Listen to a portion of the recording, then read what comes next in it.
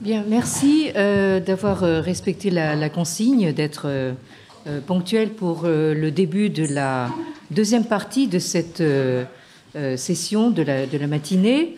Deuxième partie intitulée « Auteurs du génocide, individuels, collectifs et ou institutionnels ». Donc, premier orateur, le professeur Mark Levene, qui va nous parler en anglais de The Elephant in the Room, Genocides, Past, Present and Future in an Era of Anthropogenic Omnicide.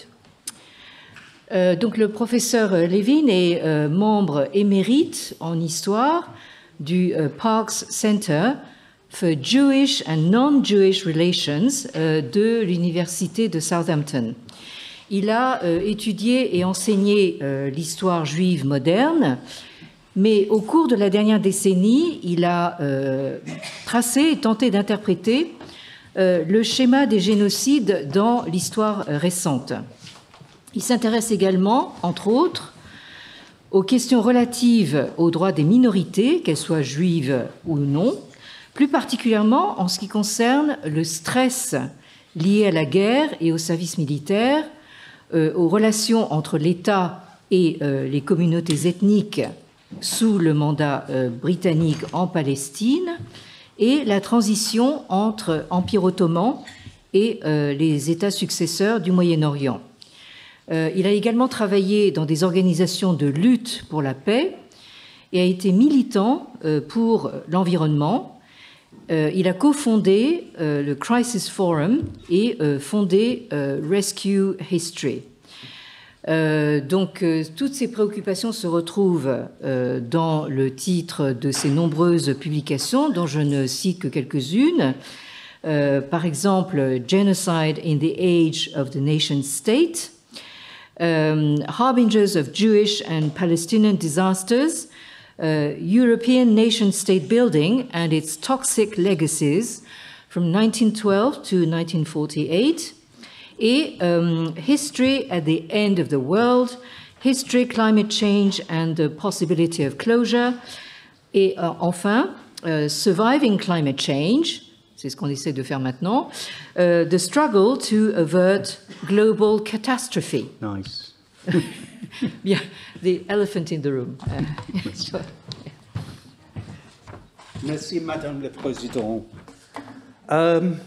Pour commencer, je voudrais remercier chaleureusement les professeurs Besson et Laurent pour l'opportunité de participer à cette colloque. Dommage que mon français ne soit pas très bon, et je suis sincèrement désolé, surtout pour le public, que cette présentation soit en anglais. Donc, the term remigration, largely as a consequence of the rise of the German Alternative für Deutschland Party, has recently entered a wider popular lexicon. Viewed through a more critical lens, Zygmunt Bauman's borrowing from Claude Lévi-Strauss of the term anthropemia, conjuring up notions of a vomiting out from the body politique of those elements considered to be non-digestible, might be more pungently apt. The last time Germany, as a matter of state policy, began its descent into wholesale anthropemia was in October 1938, when thousands of otherwise German-domiciled Jews with Polish citizenry were deported to the Polish border, where, given that Warsaw refused to let them in, languished for months in conditions of increasing degradation, largely in a no-man's land at the Zaboshyn border crossing. Today, we tend to remember Zaboshyn, where we remember it at all, primarily as a prelude to Kristallnacht, the great night of Nazi, nationwide, anti-Jewish terror and pyromania. Some historians consider this event as the antechamber to the Holocaust. Usually left out of this equation is the manner in which the example of Zboshin sparked off an anthropemic chain reaction elsewhere in Europe. Poland followed suit. It already had plans to remove as many as possible of its 3 million Jews. Slovakia, newly created state, also followed suit. A Jewish refugee crisis was in train, for which there was a conference at Evian. But even so, countries in Western Europe, like Britain and France, simply drew up the drawbridge and said, this is nothing to do with us. The Evian delegate from France, Henri Boulanger, famously said, La France, c'est un passage, pas un garage. As things moved towards war, other countries took on a much more unilateral position on what they were going to do. But one should also be reminded, in countries like France and elsewhere in Western Europe, so-called clandestins, otherwise Jews without a place to call home, found themselves most usually incarcerated in camps. This is before the Second World War, pending anticipated deportation to somewhere else. For more radically orientated countries like Hungary and Romania, they went a step further as war came closer, unilaterally deporting either foreign Jews who had sought refuge on their territory or whole chunks of frontier residing ones, now cast into this same stateless category across international borders beyond their responsibility. The fact that they did this in the summer of 1941 into the war zone created by the Nazi invasion of the Soviet Union of itself would not constitute genocide under the terms of the 1948 Convention. Instead, it was left to the Nazis to spectacularly demonstrate how a human-created refugee crisis could be resolved through mass murder. They did so at a place called Kamenets-Podolsk in the Soviet Ukraine, but actually at a near intersection with the Polish, Hungarian, formerly Czech, and Romanian borders. In the annals of the Holocaust, this late August 1941 three-day massacre is significant, not just because it involved the first five-figure Nazi killing of 23,600 Jews, but 23,600 men, women, and children. Paradoxically, if we were looking at this event through a convention lens, we discern aspects which in a courtroom might be considered problematic. For one thing, the massacre was clearly not pre-planned or part of some grand final solution design. On the contrary, the whole exercise seems to have been hastily improvised, involving a largely scratch force of order policemen and Ukrainian auxiliaries, albeit under the supervision of Friedrich Jeckeln, the outstanding SS organizer of open-air mass killing. For another, one can almost imagine a Nazi mitigating plea of necessary contingency on grounds that the mostly refugees murdered here represented an unanticipated security threat in the Wehrmacht's rear, demanding urgent resolution.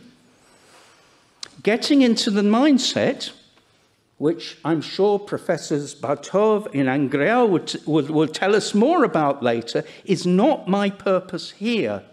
What is a case of acknowledging that what happened at Kamenets-Podolsk was the culmination of a series of political choices by different states to turn masses of their citizens into refugees, or alternatively deny others their right of asylum.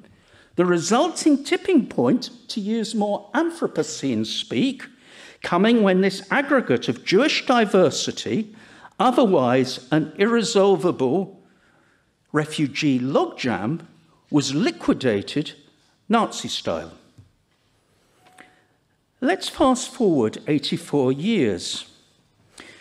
European state energies would seem to be less fixated today, at least in immediate terms, on vomiting out masses of unwelcome, indigestible people. If we were to move right now to what is happening in Los Angeles, in the US, we would see that the American view on anthropemia, the American state Trumpist view, is a little bit more acute and transparent. The European view, by contrast, is more on denying ingress in the first place. One firm indication of this is the increasing centrality of Frontex, whose funding has been astronomically, exponentially rising since 2005 by a degree of a mere 13,200% increase. What is the money going on? Much of the answer lies in militarized, fortified front borders. Even then, some EU members are responding to increasing numbers of asylum seekers, more or less outside of Frontex umbrella. A case in point is Poland, a key section of whose 186-kilometre razor wire bristling, 5.5-metre high Belarus frontier fence passes close to the village of Chermaka. The border crossing here has been turned into an exclusion zone, supported by state-of-the-art surveillance and patrolled by heavily armed guards. It also happens to cut through Podlasie, a historically polyglot region, itself part of a much broader, multi-ethnic Eastern European rimlands, including 641 kilometers to the south, Kamenets-Podolsk. Podlasie, hardly coincidentally, also happens to be the birthplace of one Raphael Lemkin. However, today, rather than displaying welcome signs to the tens of thousands of diverse people seeking European safe haven, and hailing at the last NGO count from some 51 countries, the Chermaka crossing would seem to be more akin to a Roman barbarians at the gate reenactment. Speaking in February 2024, trailing a law suspending the country's right of asylum, Polish Prime Minister Donald Tusk pronounced that the survival of Western civilization depends upon preventing uncontrolled migration. We must wake up, he said, and understand that we have to protect our territory, our borders, and that if we open up to all forms of migration without any control, our world will collapse. Tusk added, "We will do what we have to do in order not to violate legal standards and to prevent situations that violate the core of humanitarianism." In quotes, it cannot be that people are dying on the Polish side of the border.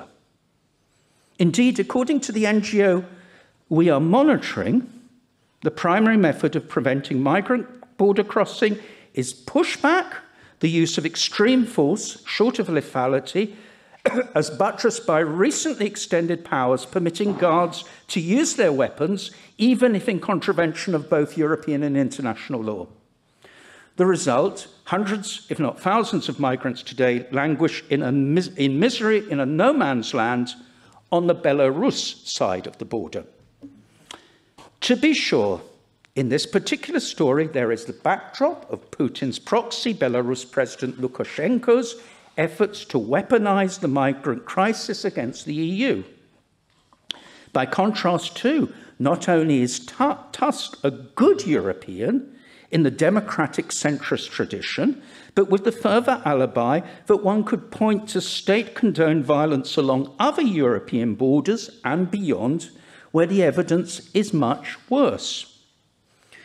If we were, for instance, to look for mass migrant crises entangled with the reality, or at least plausibility of genocide, we would need to jump continents to Gaza, where the Israeli state goal of ethnic cleansing is patent, to Sudan, currently the world's largest war zone involving mass people displacement, or to the Bangladesh-Myanmar border, where failed Bangladeshi efforts to repatriate the over 1 million Rohingyas, mostly languishing in one single camp, Kutupalong, the world's largest single refugee camp, one should add, would amount to a case of returning them to a region from which Myanmar's military regime had genocidally vomited them out in the first place. Even so, the situation between the situation on the Polish border and what is happening in the rest of the world cannot be so easily dismissed. For one thing, while the NGOs identified migrants all come from an impoverished global south, the vast majority are either Syrian nationals or from countries in the Greater Horn of Africa where climate-related ecosystem breakdown and consequent starvation is at its most acute. For another, the Tusk imaginary speaks not only to an emotional geography of national territories and borders, but, in quotes, the fear of being overwhelmed by the other. And with it, suggests Dominic Moisey, the fear of an uncertain and menacing future over which there is little, if any, possible human control. Could it be this same fear which led, for instance, in January 2008, to 5 of the most senior retired NATO military thinkers, 4 of them European, from issuing a manifesto urging the alliance to maintain its nuclear first strike option by citing, amongst other things, the critical threat from potential environmental migration on a mass scale?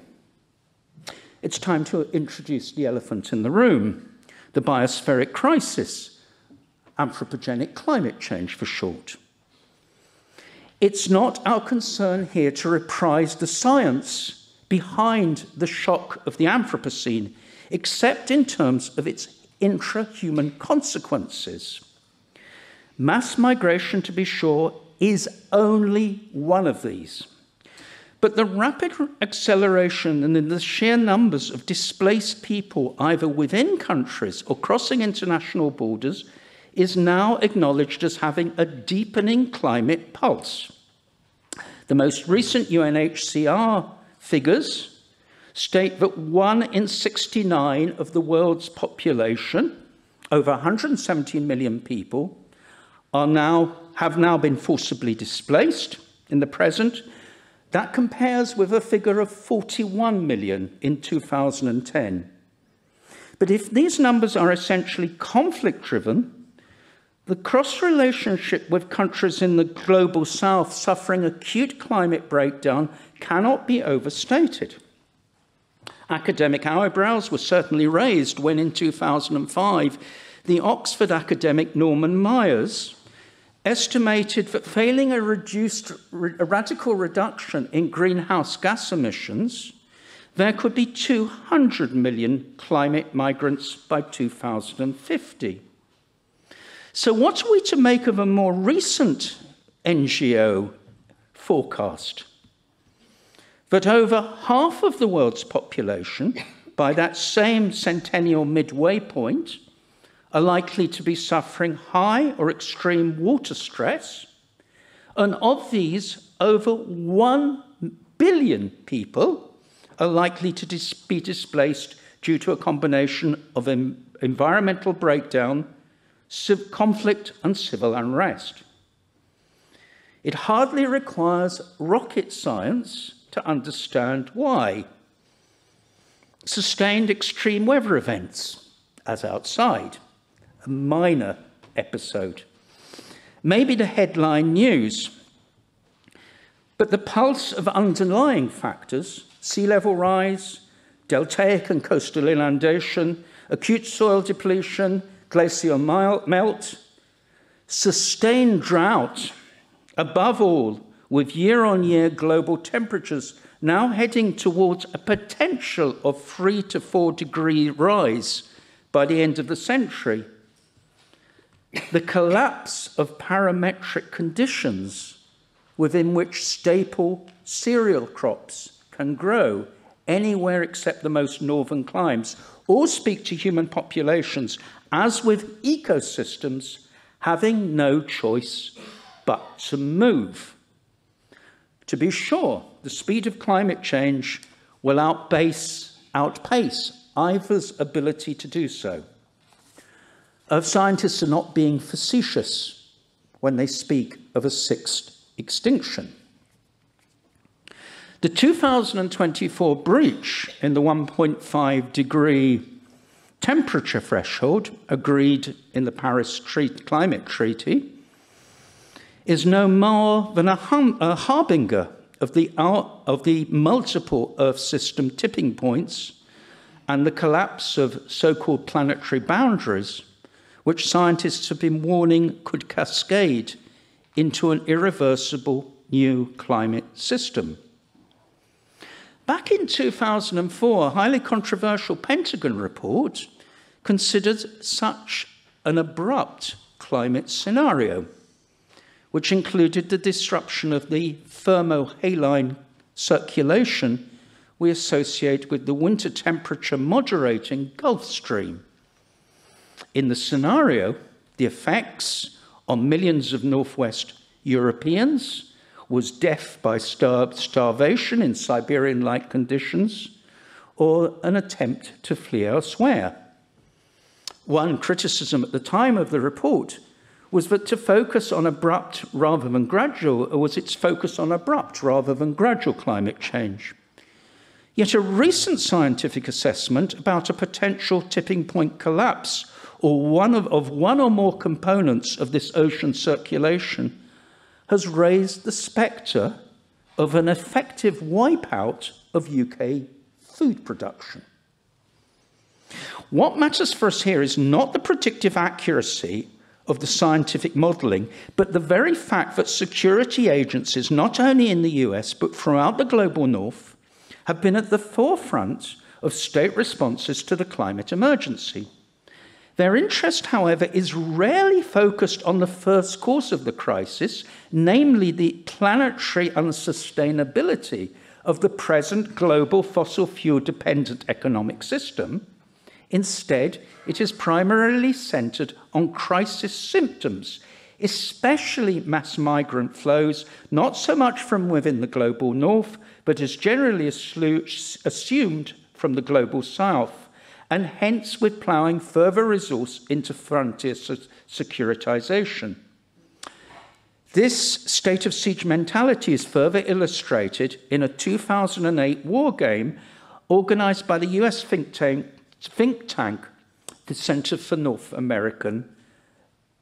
New American Security, which imagined a future climate-related breakdown, including a mass environmental exodus from poor countries.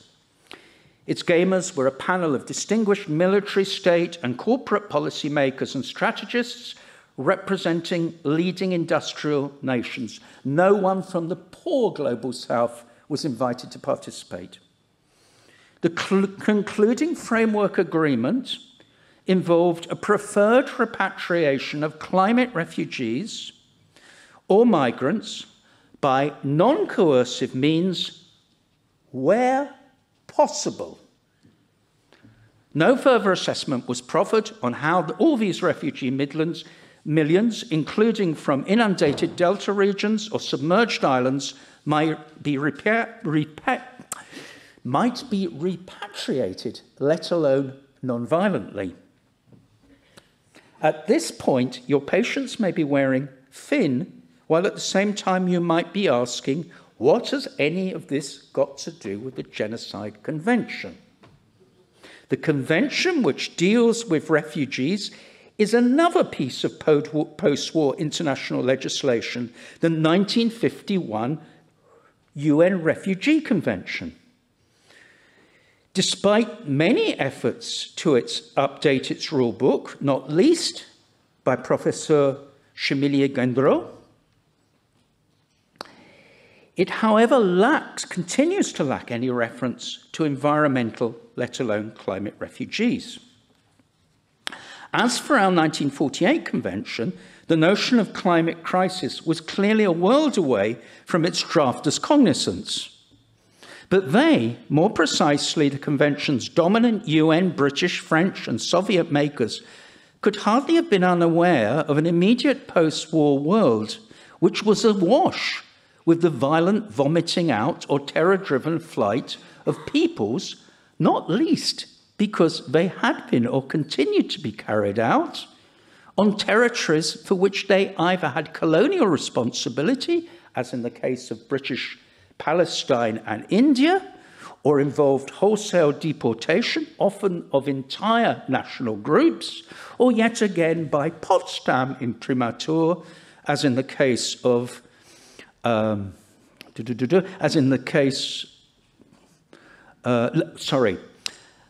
Potsdam imprimatur led to the mass ethnic cleansing of Eastern Central European peoples, mostly, but far from exclusively, ethnic German. These late war and post-war man-made refugee crises, an anthropemia unbound, with overall death tolls running into millions, also, however, represented a direct challenge to the still embryonic Genocide Convention. Lemkin's own most basic and succinct articulation of what that should have been about: genocide is the denial of the right of existence of entire human groups.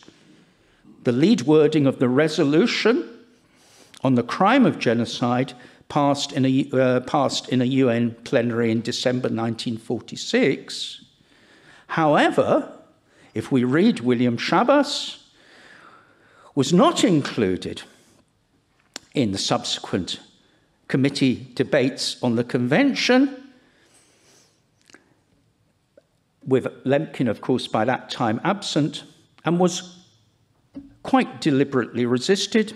So Professor Chabas tells us, was quite deliberately resisted, the drafters quite deliberately resisted attempts to encompass phenomena of ethnic cleansing within the punishable acts. We should neither be surprised nor shocked. The convention's final 1948 text was quite intentionally set on a narrow plinth, first and foremost, in order to protect its powerful state creators from potential comeback.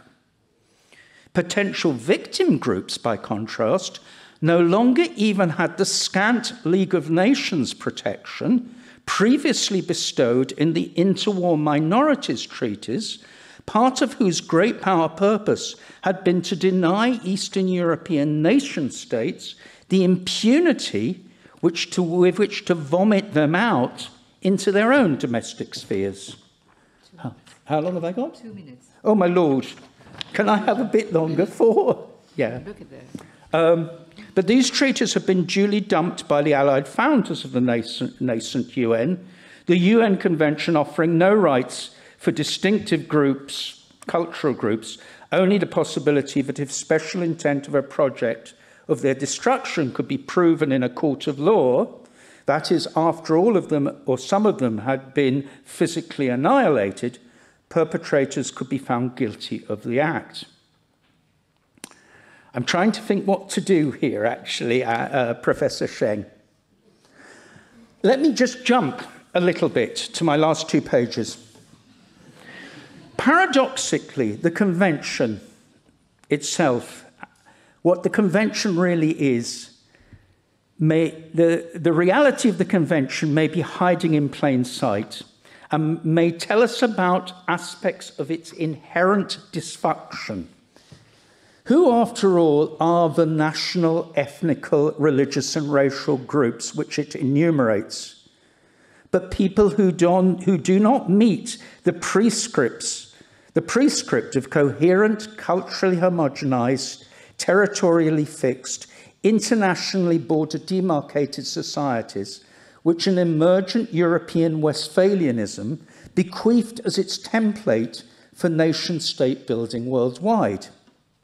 The obverse side, speaking in Baumanesque terms, of each modern nation-state's anthropophagic embrace of diverse family, kinship and cultural communities within its universe of obligation,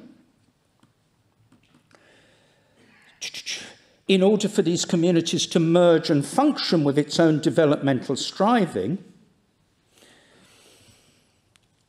within the international system, is the opposite to that, is its anxiety, its psychopathology about those other people who it perceives to be destabilizing, undermining, or contaminating this raison d'etre. In the next section, I talk about Romani people as an example of that, people who cross frontiers, and what happens to Romani historically who cross frontiers. The men were killed en masse by a Holy Roman Emperor decree. The women and children had their ears cut off before they were thrown back over the border. Gypsies. The term gypsies, clandestine, illegals. In place of gypsies and Jews, how will the fortress world of rich protected enclaves, the Schengen area included, aggregate all the other peoples from today's global south? Muslim is already one obvious marker for dissolving all manner of communities into a single blanket, one-dimensional conglomerate to be denied hospitality under any circumstances. But then in a world awash with displaced human beings, perhaps the very terminology of refugee, or perhaps simply alien, will render redundant the specificity of the Convention's currently named victim groups, or then demand of its legal experts a recognition of what we think of as genocide today. I think what I'm trying to say in essence, let me try and cut to the chase, is we think of genocide and upholding genocide as the importance of the genocide as a convention, but we have to see it in a bigger context.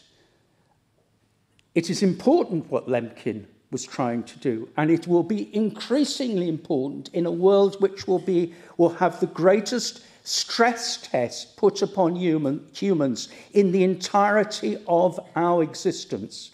We are now in a species emergency. Will the Genocide Convention's upholders ignore that? And the question then becomes, if they focus too much on just genocide, will it end up being a case of fiddling with the specificity of that while Rome burns? Thank you. Thank you.